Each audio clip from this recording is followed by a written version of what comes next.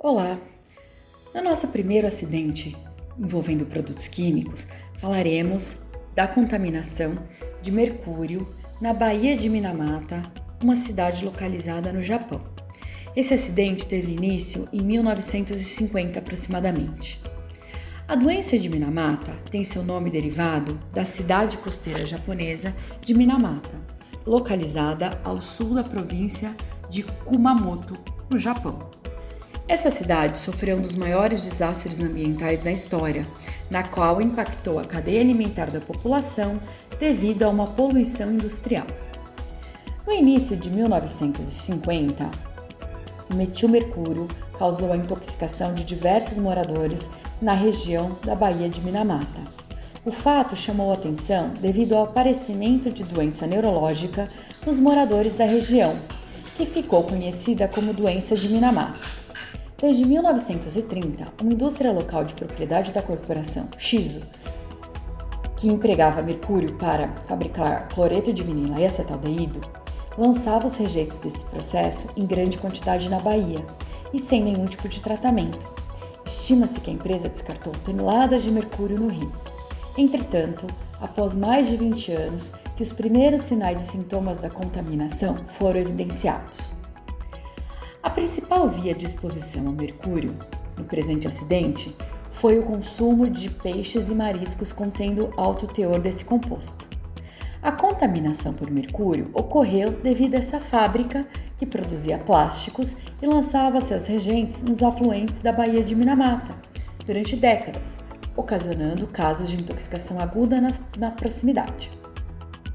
A produção da fábrica aumentou e eles mudaram de local, dispensando os rejeitos, os resíduos de mercúrio, diretamente no rio de Minamata. O resultado foi um aumento da concentração de mercúrio nas águas do rio até 1968. Primeiramente, a doença foi reconhecida em animais, como por exemplo, na observação do comportamento dos pássaros, pois estes não apresentavam mais coordenação motora, voavam de forma descontrolada e caíam no solo. Os gatos corriam em círculo e espumavam pela boca.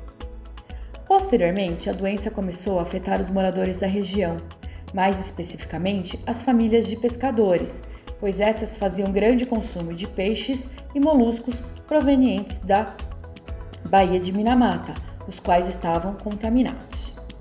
O mercúrio é um metal líquido nobre que se apresenta nas espécies metálico elementar, em compostos orgânicos e inorgânicos, e nos estados de oxidação 0, 1 e 2. O metal é tóxico e vaporiza mesmo a 0 graus Celsius. É persistente no meio ambiente e é amplamente utilizado até os dias de hoje. A preocupação com esse metal nobre somente foi despertada para o público devido às consequências da doença de Minamata no Japão. O mercúrio lançado na Baía de Minamata era o mercúrio metálico, forma que não provoca danos no meio ambiente, pois este não é absorvido. Porém, com o decorrer do tempo, o mercúrio se liga ao carbono e transforma-se em um composto orgânico, conhecido como metilmercúrio. Esta forma, sim, é absorvida. O mercúrio começa então a fazer parte da cadeia alimentar. Os peixes se alimentam de plâncton com alto teor de mercúrio acumulado, se tornando contaminados. Neste processo, a comunidade foi contaminada por viver da pesca para sobreviver, tanto se alimentando dos peixes da região, como comercializando para prover o seu sustento. Com o passar dos anos, a população de peixes da região diminuiu e as pessoas e outros animais começaram a adoecer e a morrerem. A doença foi determinada como síndrome neurológica, causada por sintomas de envenenamento por metilmercúrio. No entanto, os médicos só conseguiram chegar a essa conclusão após 10 anos depois do surgimento dos primeiros casos. No dia 21 de abril de 1956, uma criança de 5 anos deu entrada a um hospital com disfunção nervosa. Este foi o primeiro caso de uma série que terminavam com loucura ou morte. De início, os médicos tratavam a doença como desconhecida e contagiosa. Inicialmente, os sintomas apresentados eram fadiga, irritabilidade, dores de cabeça, falta de sensibilidade nos braços e nas pernas e dificuldade de deglutição. Os sintomas mais graves envolviam distúrbios sensoriais nas mãos e pés, danos à visão, à audição, fraqueza e, em casos extremos, paralisia e morte, além de problemas nos recém-nascidos. Na época, milhares de pessoas daquela região ficaram com sequelas permanentes e outras tantas morreram. Aproximadamente em torno de 1.000 pessoas se declararam afetadas pela intoxicação ao metilmercúrio. O grande problema dessa situação é que a empresa, para não ter problemas e não gerar multas, tentou negociar com as comunidades, dando quantias de dinheiro para minimizar o grave problema e não solucioná-lo. Durante vários anos, a empresa adotou este comportamento e as comunidades mantinham sigilo sobre o que acontecia. As pessoas escondiam os indivíduos doentes e não comentavam sobre o comportamento estranhos e comuns dos animais.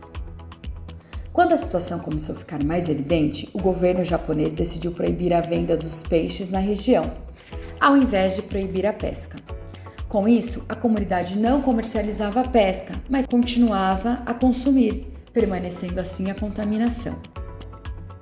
A contaminação por mercúrio causa consequências físicas graves e também é transmitida geneticamente.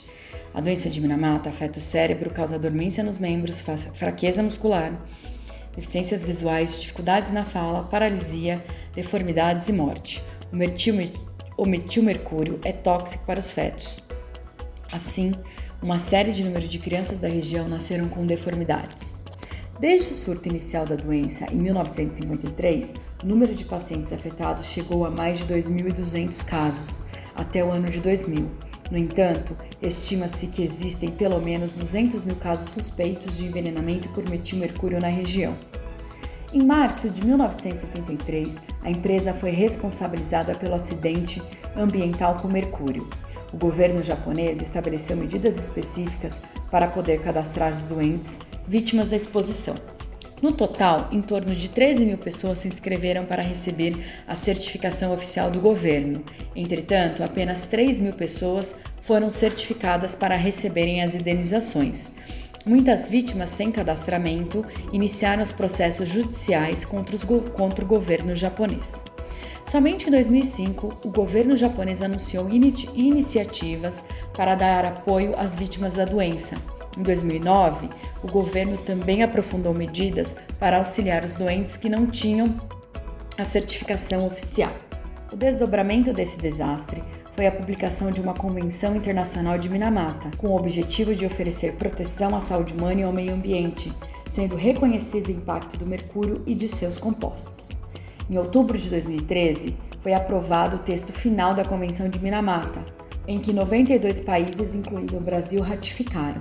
A Convenção de Minamata sobre o Mercúrio tem sua origem nas discussões que ocorreram no âmbito do Programa das Nações Unidas para o Meio Ambiente, chamado de PNUMA, sobre os riscos do uso do mercúrio. A partir dessa decisão, em 2009, que convocou os governos a elaborar um instrumento legalmente vinculante para o controle do uso de mercúrio, visando a proteção da saúde humana e o meio ambiente, foi iniciado o processo de negociação global. O intuito dessa convenção é a proteção, notadamente, dos considerados mais vulneráveis ao mercúrio, como gestantes, crianças e fetos. O mercúrio orgânico pode ultrapassar a barreira placentária com maior eficiência, sendo possível encontrar a espécie inorgânica no líquido amniótico e também no leite materno. A Convenção demonstra importante avanço regulatório no controle de substâncias químicas, determinando obrigações ao comércio de mercúrio, dispondo ainda sobre meios para a redução de emissões de mercúrio e controle destes. E também consta na Convenção de Minamata a eliminação ou redução do uso de mercúrio em determinados produtos e processos industriais, como, por exemplo, baterias, interruptores, lâmpadas fluorescentes, praguicidas e cosméticos, assim como o manejo ambientalmente adequado de seus resíduos e gerenciamento de áreas contaminadas por mercúrio e medidas relativas à mineração de ouro artesanal e em pequena escala. Então, nós percebemos que ocorreu um acidente muito grande que impactou por anos e décadas uma região para que se tivesse a noção de como é importante ter a gestão e o controle desses produtos e não esperar que um acidente ocorra para que essas medidas sejam implementadas. Gostou do nosso podcast? Na próxima semana, vamos falar sobre o acidente que ocorreu na Inglaterra com líquido inflamável. Não esquece de nos acompanhar. Até lá!